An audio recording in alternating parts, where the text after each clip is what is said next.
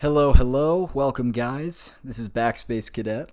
So today we're going to be talking about just a continuation of our 3D with GameMaker that we've discussed in previous videos. Basically, what we're going to be doing in this video is combining the Z-axis programming with the 3D graphics, and the most important part, we have fixed that annoying depth issue. So we're going to be learning all about that. As always, the project files are going to be in the description, so if you just want me to shut up right now and you just want to dig into the files, by all means, go for it, friends. But if not, yeah, welcome to the video.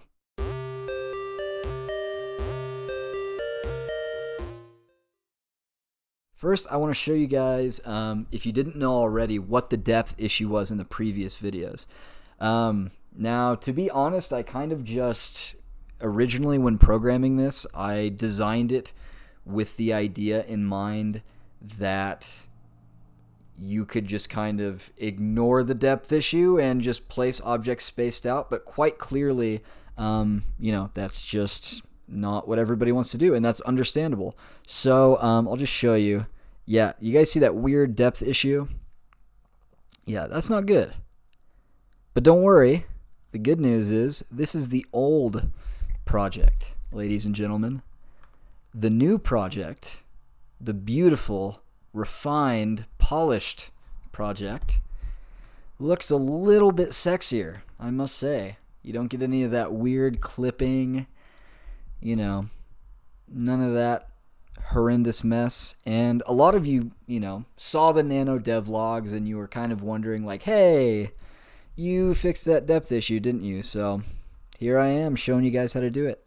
And look at that. Oh, if that doesn't just bring a tear to your eye, are you even human being? That is beautiful right there. So let's jump into it. A lot of these concepts we already learned in past videos. I'll leave some kind of link or something. If you haven't seen the other 3D videos, I recommend you check them out, just if you want to comprehend all this. Like I said, if you just want to plug this right in and not know how to do it, that's why all the project files are public. So, yeah, we have all the same sprites that we did in the Z-axis video. And then let's jump into these scripts here. So, starting out with SCR depth 3D. So this is a script that you plug into any object that you want to have a physical depth in this 3D world. The player, blocks, you name it. You plug this into the step event, and I'll show you that later. But let's look at this for right now. So remember, a lot of this you guys will remember. So this is just the standard, what a normal 2D game starts out at. But then here, basically the difference is I've added a whole lot more collision checks, and I've changed the size of some of the directional checks as well. So for north, we're only checking within 5 degrees now. Well, technically 10 with these two, but 5 degrees between 355 and 360. And then between 0 and 5. So, yeah, basically that's going to draw it just like how you would normally be facing in a 2D game. Then when you rotate to the northeast, the collision check, again, all these collision checks are a little bit different. If the Z is greater than 5, less than 85, then you're going to want more of a diagonal type of layering to your depth. So negative Y plus X. For those of you who aren't super familiar with depth and you want just a very basic beginner description of it, the reason why the standard 2D game depth is depth equals negative Y, that is because the way that GameMaker layers things and how you're seeing them is the higher the number, the numbers being higher and lower, it's going to display it differently. I just completely butchered that explanation. So essentially, if something is higher on the y-axis, if you say depth equals negative y, then that basically means you're taking its y position, converting it to a number, and then numbers that are closer to you on the y-axis, so more positively on the y-axis, are going to be drawn in front. Numbers that are more negatively on the y-axis are going to be drawn behind. So just as you're seeing here. And so what we're doing with those collision checks is now we're saying, okay, so this is north, but this is northeast. So now we don't want to have that depth anymore. Now we want to still say, okay, if you're higher on the y-axis, if you're higher, still draw behind. If you're lower, closer to the camera, draw in front. But now we're doing on the x-axis. So we're saying if you're farther positively on the x, draw behind. If you're more negatively on the x, then draw in front. Man, I'm sorry. I'm like trying to clear my throat, and I have this like weird gargly sound going on, so excuse me while I sip some delicious H2O. All right, so goodness gracious. So now for the east, if you're checking east, you want everything to be in order on the X. If you're doing the southeast, and so on and so forth. I already explained the basic principle of this with each one, so I'm not going to go through and talk about every one in detail. I'm just going to kind of let you all see it. So now depth equals z-axis, because instead of setting depth right here, that z-axis, we're basically getting the z-axis of like, hey, where are we facing? How should we draw? And then we're converting that to depth right here. Okay, this right here, numbers locked in from 0 to 360. If I'm not mistaken, it's been a while since I made this, so I could be remembering incorrectly. If you don't do this, I believe that number will actually go below 0, so in the negatives, and then above 360, like 370 and 500,000 million, so on and so forth. So this is just simply to lock that in. And then here, this is where we're telling the camera to, hey, rotate wherever the global dot z is facing. Now, to be quite honest, when I was making Nano, I actually took this out of the depth script, and I basically put in a camera object that I let handle all of the global.z and the camera set view angle. So with that, I don't think this is the best place for it, but since this is already how we have it set up in the other videos, I'm just going to leave it there. So now, you may be wondering, what is the difference between SCR depth 3D and SCR depth 3DZ? The answer is very simple, and I've actually left a note in case you guys don't see this. Let's see, where is it? Script _Z. So, any script ending in _Z is meant to be used for static objects that move along the z-axis. It is not meant to be used for non-static objects. So essentially, platforms, it's just going to be SCR depth 3D. Things that move along the z-axis, like the player, like if you want to put enemies in your game, anything that can jump or fall, that's where you want to use that 3D _Z. Now, I actually just realized this is now irrelevant. That feels really good to delete. Wow, it's pretty awesome. So yeah, there's that. So in SCR depth 3DZ, basically, I believe the only difference, this is literally the only difference. So I guess you don't really need a whole other script for this. You could just, I don't know. I guess I could just put that in, but this is how I have it. Not the best way, but it is a way. So depth equals z-axis minus z minus 1.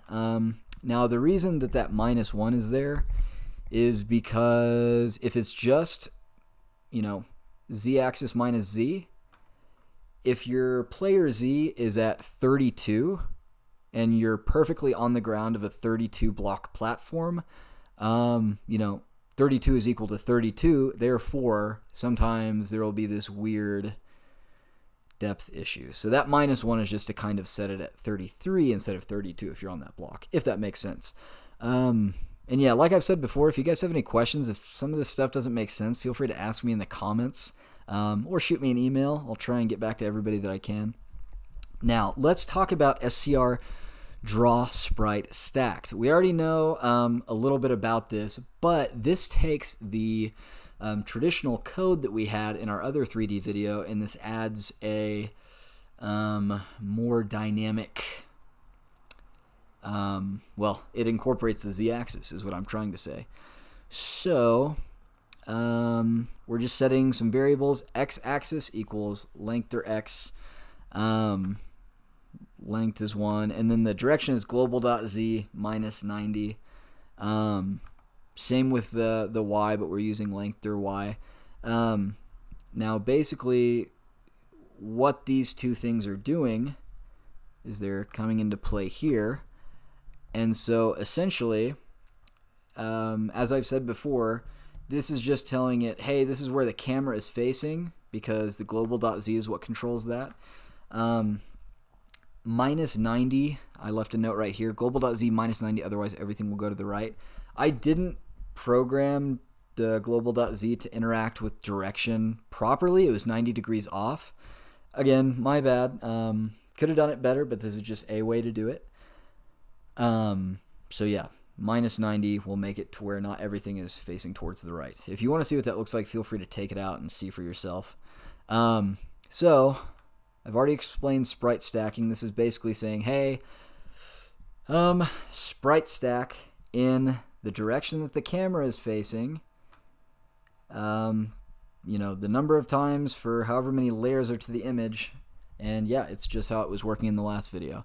Now this is where it kind of gets different, but basically all that this is doing, and again, this is, you know, the SCR draw sprite stacked Z is only for objects like the player, enemies, etc. that are going to be moving along the z-axis. This would just be for normal platforms.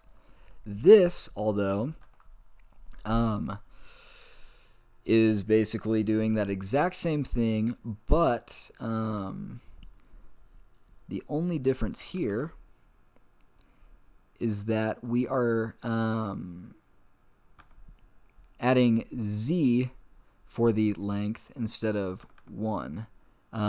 So that's basically saying, hey, start drawing the first layer of the sprite stack at our Z position instead of drawing it from the ground. And then it's just working as normal. Okay? So there's the rest of this if you want to see that.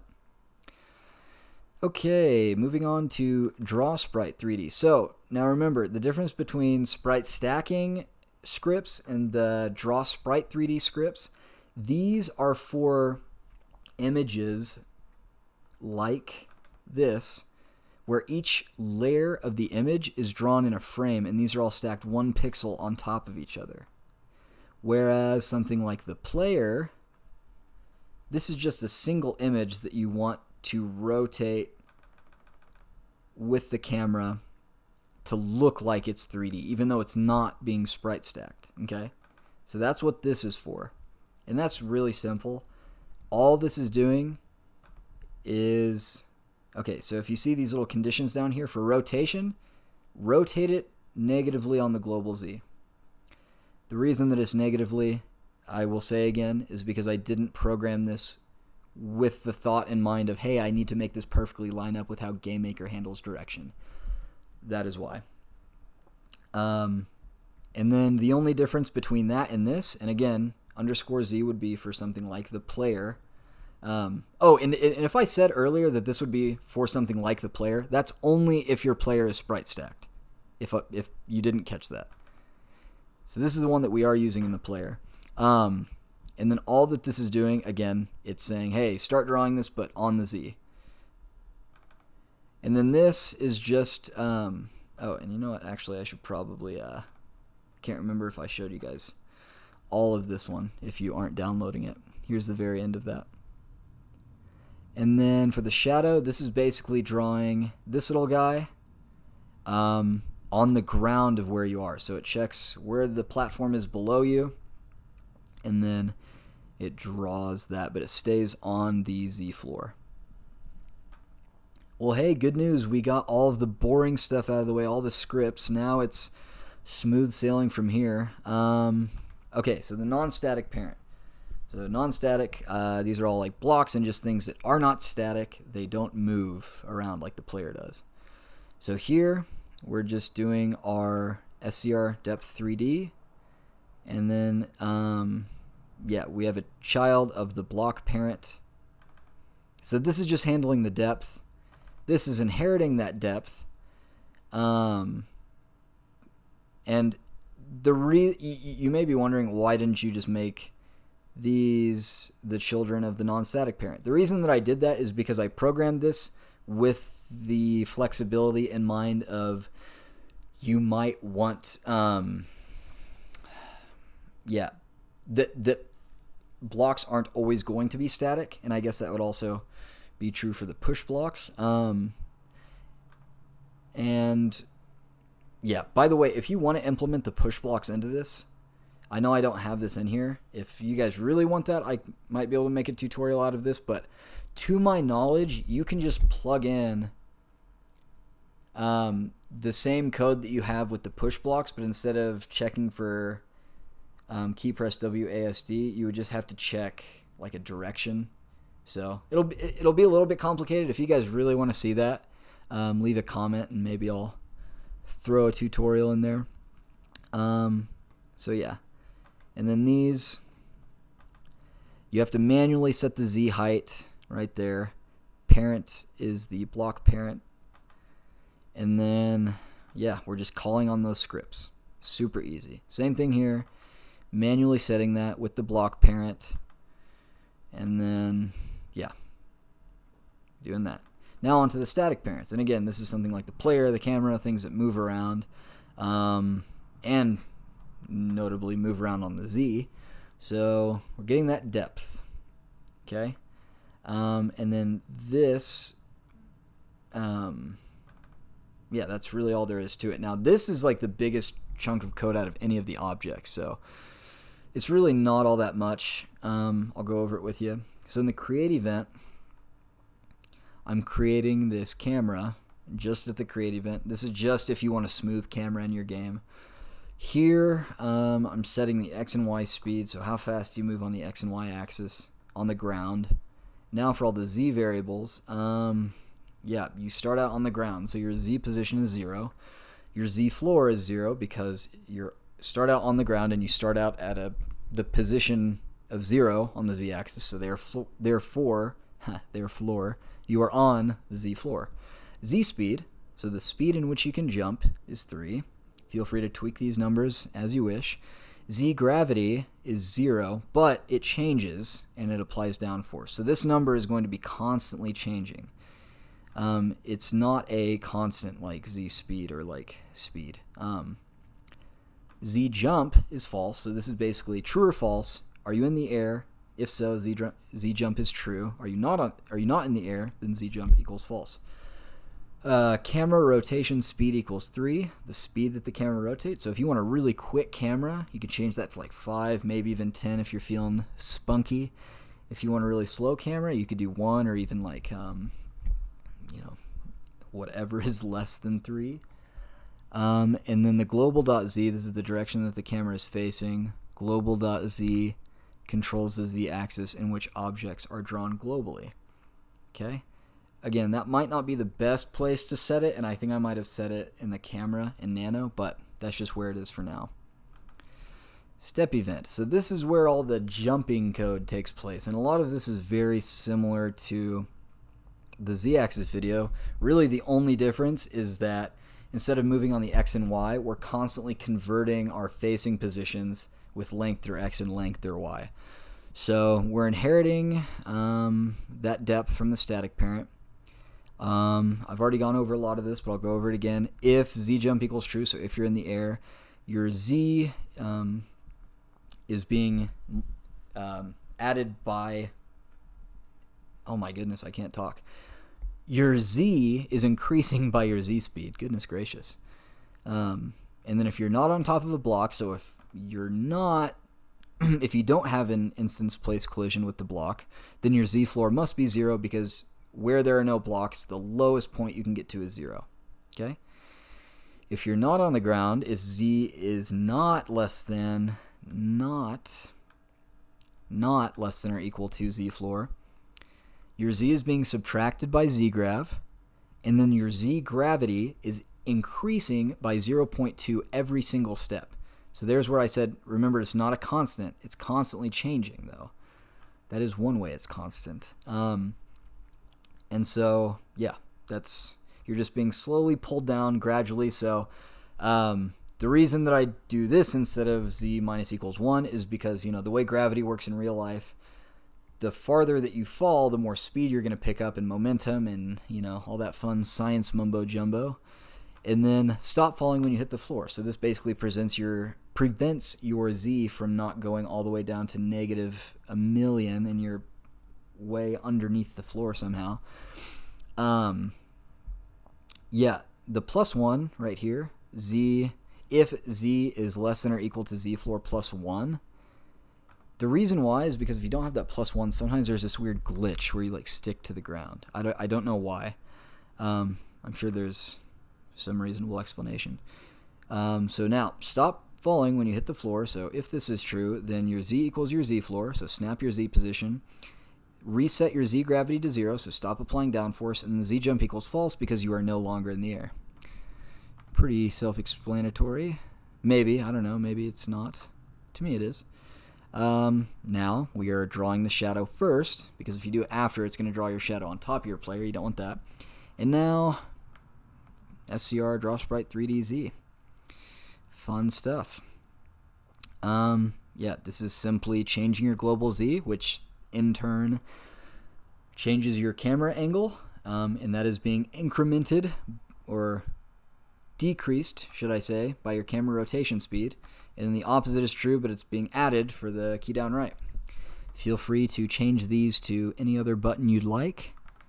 And now here's where things are a little bit different with the movement.